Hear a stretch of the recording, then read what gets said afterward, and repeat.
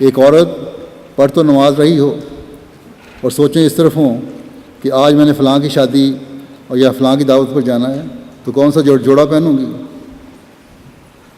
زیور تو میرا ایسا ہونا چاہیے جو سب کی توجہ کھینچ لے. یا فلاں عورت نے فلاں وقت میں مجھے یہ کہا تھا تو کب موقع ملے تو میں اسے جواب دوں. کس طرح فلاں کو نیچا دکھاؤں، کس طرح فلاں کام کروں. ساس بہو ہیں تو آپس کے مسئلے دماغ میں آتے رہتے ہیں. یا کوئی بھی دنیاوی خیالات آئیں جو نمازوں کی طرف سے توجہ ہٹا رہا ہو تو یہ نماز کا گرنا ہے. اور نماز کو قائم کرنا ہر مومن کا فرض ہے، ہر مومن کا فرض ہے. نماز کے الفاظ پر غور کرتے ہوئے ان کی ادائیگی ہونی چاہیے. بار بار بھی دہرائے جا سکتے ہیں الفاظ. رکوع و سجود میں اپنی زبان میں اپنے مسائل کے لیے دعا کریں، جماعت کے لیے دعا کریں. جب خیالات بھٹکنے لگیں تو شیطان سے پناہ مانگیں، استغفار کریں، اللہ سے مدد مانگی جائے نماز کے دوران میں کہ میں نماز کا حق ادا کروں. تو یہ ہے نماز کو کھڑا کرنا، یہ ہے نماز کا قیام. بس خدا تعالیٰ فرماتا ہے کہ ہر مومن مرد، ہر مومن عورت کا یہ فرض ہے کہ وہ یقیمون الصلاۃ پر عمل کرنے والا ہو. یہ قیام نماز جو خالصتاً اللہ تعالیٰ کی عبادت کے لیے ہوتا ہے، پھر بہت سی چھوٹی چھوٹی باتوں سے انسان کو بچا کر رکھتا ہے جو دلوں میں بدظنیاں پیدا کرتی ہیں اور آپس کے تعلقات کو خراب کر رہی ہوتی ہیں. پھر قیام نماز وقت پر نماز کی ادائیگی بھی ہے. جب مائیں اپنے گھروں کو ایک خاص اہتمام سے نمازوں سے سجائیں گی تو اولاد پر یقیناً اثر ہوگا. ان کو نماز کی اہمیت کا اندازہ ہوگا.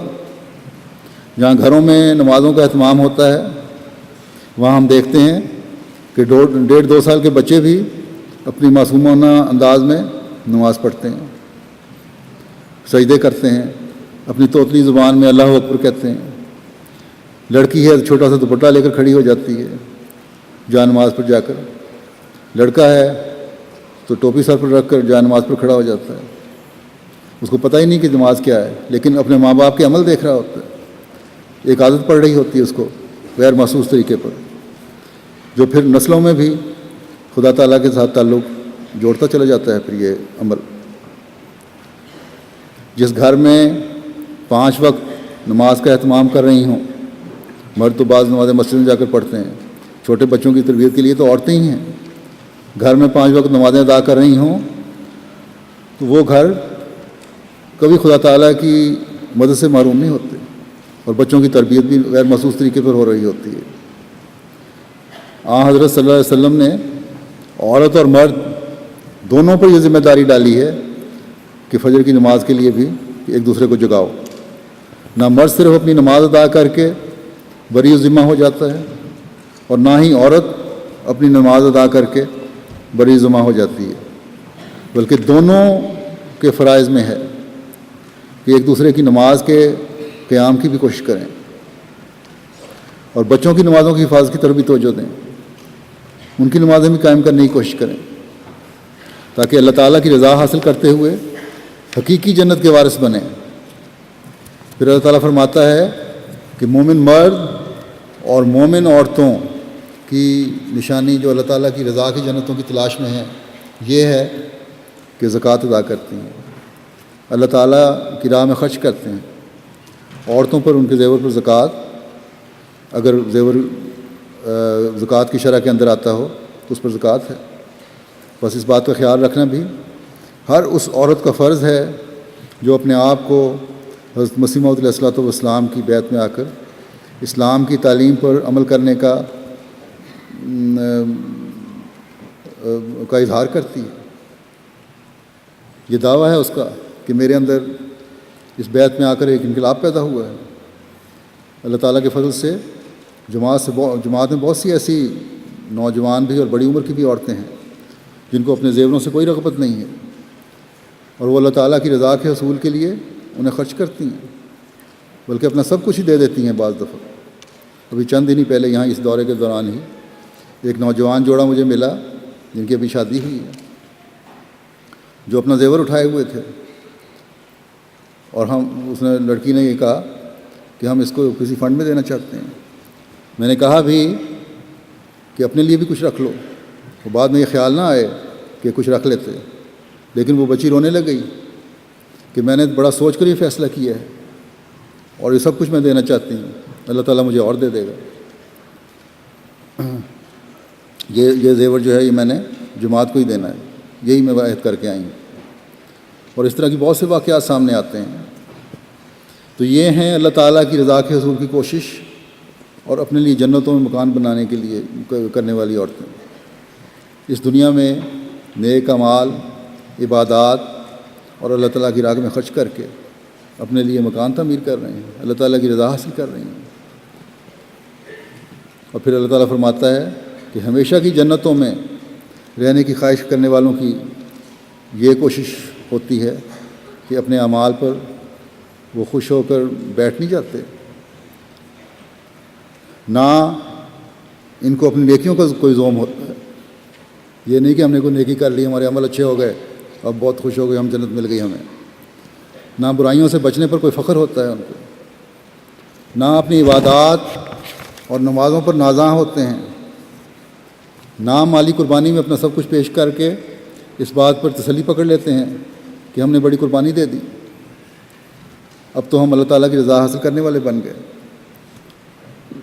ان تمام نیکیوں کے باوجود وہ اس کوشش میں ہوتے ہیں کہ ہم پر ہم ہر وقت یطیعون اللہ و رسولہ، اللہ اور اس کے رسول کے ہر حکم کی اطاعت کرنے والوں میں شامل رہیں۔ اور آج جو ہمیں اللہ تعالیٰ نے اپنا فضل فرماتے ہوئے حضرت صلی اللہ علیہ وسلم کے عاشق صادقی کو ماننے کی توفیق عطا فرمائی ہے، تو اب اللہ اور اس کے رسول کی کامل اطاعت کا حق ادا کرتے ہوئے ہم کامل اطاعت کا حق ہم اسی صورت میں ادا کر سکیں گی اور کر سکیں گے جب اپنے عہد بیعت کو نبھائیں گے، اللہ اور اس رسول کے حکم کی پیروی کرتے ہوئے مسیح موعود علیہ الصلوۃ والسلام اور خلافت احمدیہ سے وفا کا تعلق رکھیں گے۔ اور جب ہمارے عمل اور ہماری کوشش اور ہماری دعا کے دھارے اس سمت میں چل رہے ہوں گے تو اللہ تعالیٰ فرماتا ہے کہ میں تم پر رحم کروں گا، میری رحمت وسیع تر ہے، تمہاری توقعات سے بڑھ کر میری رحمت کے تم نظارے دیکھو گے۔ اللہ تعالیٰ نے فرماتا ہے کہ میری رضا کے حصول کو تم نے سب سے مقدم رکھا ہے، یہ تمام اعمال اور عبادتیں تم نے میری رضا کے حصول کے لیے کیے ہیں، تو میں تمہیں ان جنتوں کا وارث بناؤں گا جن کی جزا کا احاطہ بھی تمہاری سوچ سے باہر ہے۔ اللہ تعالیٰ مجھے بھی اور آپ کو بھی، مردوں کو بھی اور عورتوں کو بھی اور ہماری نسلوں کو بھی خدا تعالیٰ کی رضا حاصل کرتے ہوئے دنیاوی اور اخروی ہر قسم کی جنتوں سے فیض یاب فرمائے، اور ہم ہر نیکی کام کو اللہ تعالیٰ کی رضا کے حصول کے لیے کرنے والے ہوں۔ اب